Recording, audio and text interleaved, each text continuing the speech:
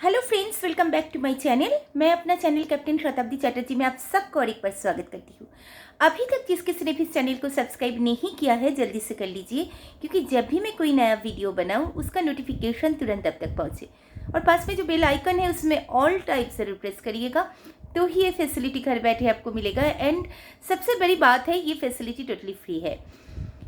आज जिस विषय को लेके मैं आपके सामने आई हूँ, एक बहुत बड़ा मिसकंसेप्शन है आपके मन में, इसको क्लियर करने के लिए।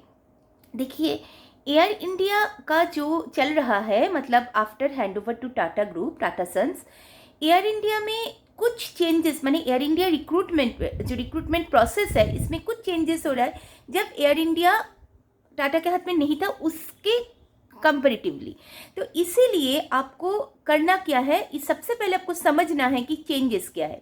चेंजेस दरअसल ये है कि एयर इंडिया जब टाटा ग्रुप में नहीं था, मतलब टाटा ग्रुप का नहीं था, तब एयर इंडिया में जो लोग ज्वाइन करते थे उसको इंग्लिश कम्युनिकेशन थोड़ा बहुत, खासतौर पर मैं CSA का बोल रही हूँ, कस्टमर सर्विस एसोसिएट का, क्योंकि यही एक एयरलाइंस था जिनमें चाहे इंडिगो हो चाहे स्पाइस हो, इनके हिसाब से थोड़ा सा कम इंग्लिश कम्युनिकेशन भी आपके पास होता तो चलता था। बट जब से ये टाटा ग्रुप के अंदर आए हुए है, CSA पोस्ट के लिए, माने कस्टमर सर्विस एसोसिएट के लिए, इन लोगों ने इंग्लिश कम्युनिकेशन को बहुत ज़्यादा जोड़ देना शुरू किया। इसीलिए एयर इंडिया सेट्स का जो पहले इंटरव्यू होता था, यहाँ पे कभी भी ग्रुप डिस्कशंस नहीं होता था, ओनली 1 राउंड इंटरव्यू होता था। बट यहाँ पर टाटा लेने के बाद यहाँ पे ग्रुप डिस्कशन करके ये लोग देखना चाहते हैं कि आपका इंग्लिश कम्युनिकेशन कितना स्ट्रॉन्ग है। अगर ग्रुप डिस्कशन आपका सही रहा तो आपको फाइनल इंटरव्यू के लिए ये लोग बुला रहे हैं।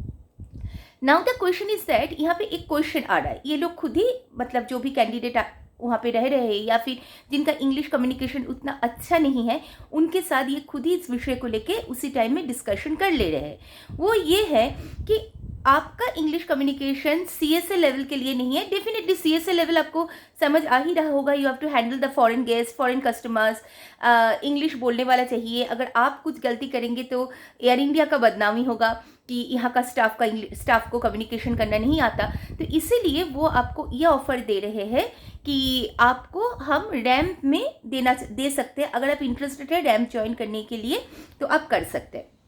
अभी देखिए, एक मिसकंसेप्शन है, कई स्टूडेंट्स मुझसे ये पूछते हैं मेल पे या कमेंट बॉक्स में भी आप देखेंगे कि रैम सर्विस के लिए बोला गया तो मैं क्या करूँ। डेफिनेटली आप उनको लीजिएगा, कभी भी मना मत करिएगा, क्योंकि मैं आपको इसका रीज़न भी बता रही हूँ कि किस लिए मैं ये बात बोल रही हूँ। एक तो है कि रैम सर्विस 2 टाइप का होता है। एक है कि रैम सुपरवाइजर या RA बोला जाता है, जिसे ये लोग सुपरवाइज करते हैं। एक होता है इनका पोस्ट, मतलब इनका जो एजुकेशनल क्वालिफिकेशन है ये ग्रेजुएट होना पड़ता है, just like the CSA।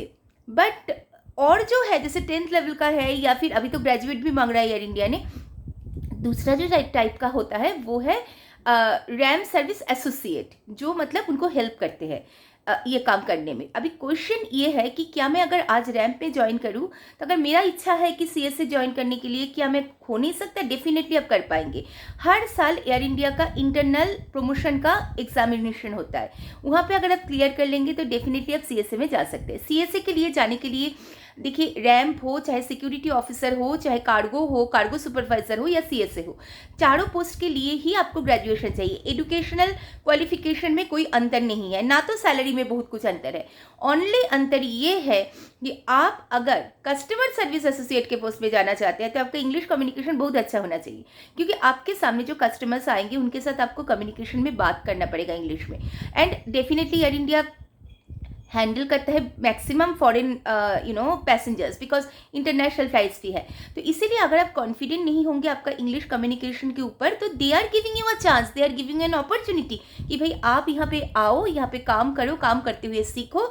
English सीखना कोई बड़ी बात नहीं है, फ्लुएंसी बनाना कोई बहुत मुश्किल काम नहीं है। अगर आप प्रैक्टिस करेंगे, डेडिकेशन रखेंगे, डिटर्मिनेशन रखेंगे, तो आप इस चीज़ को कर सकते हैं।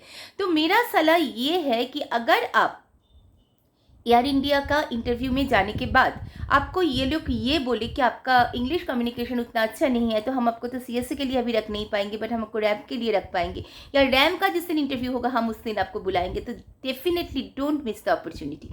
ये एक चीज़ है जहाँ से क्या होता है कि देखिए, हर इंसान एक दिन में मतलब बन नहीं जाता जितना भी ज़रूरत है। बट हाँ, अगर आपके अंदर डेडिकेशन है, आपके अंदर प्रचेष्टा है, तो डेफिनेटली आप उस चीज़ को छू पाएंगे। क्योंकि अंतर तो कुछ भी नहीं है, अंतर सिर्फ इतना है कि आपको पैसेंजर को ना हैंडलिंग करके रैंप में जाके काम करना पड़ेगा। Even I am telling you, CSA का भी एक पोर्शन रैंप पे काम होता है, because ramp is very important part of aviation.